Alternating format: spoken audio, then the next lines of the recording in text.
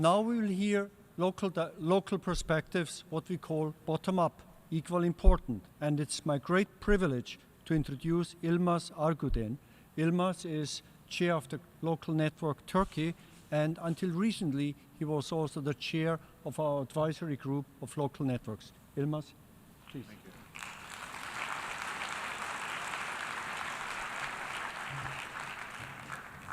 Excellencies, distinguished guests, ladies and gentlemen.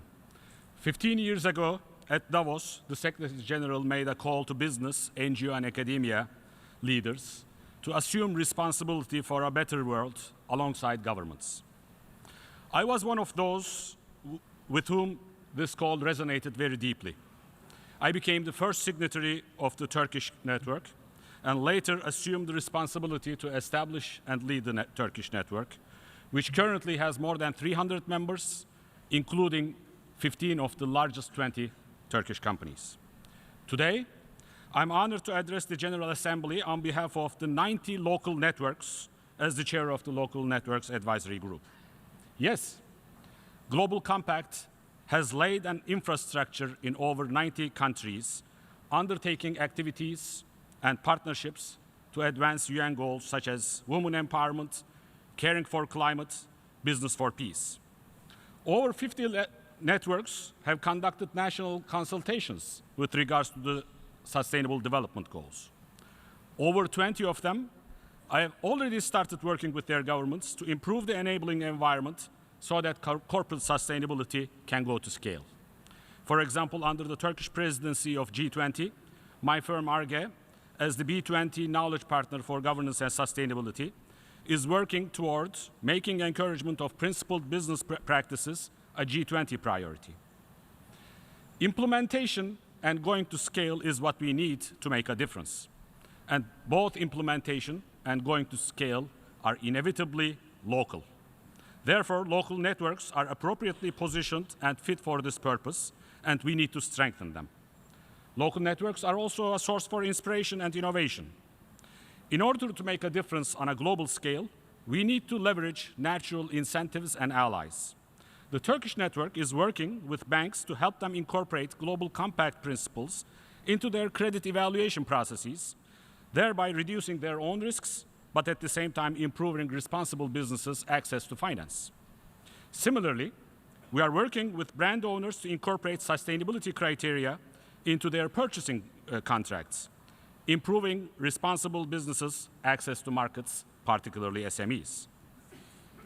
Similarly, governments should start thinking about aligning incentives with the Sustainable Development Goals. For example, along these consultations, unemployment, particularly youth unemployment, came out to be a key concern. Yet, most governments impose taxes on employment and subsidize unemployment. We are all concerned about economic growth, but we tax economic activity.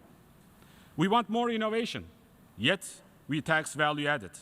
On the other hand, we want to reduce carbon emissions, but do not tax it.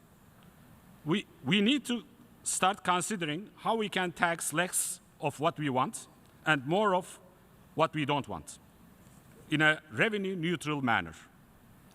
For a better world, business, NGOs, academic world, and governments need to collaborate more.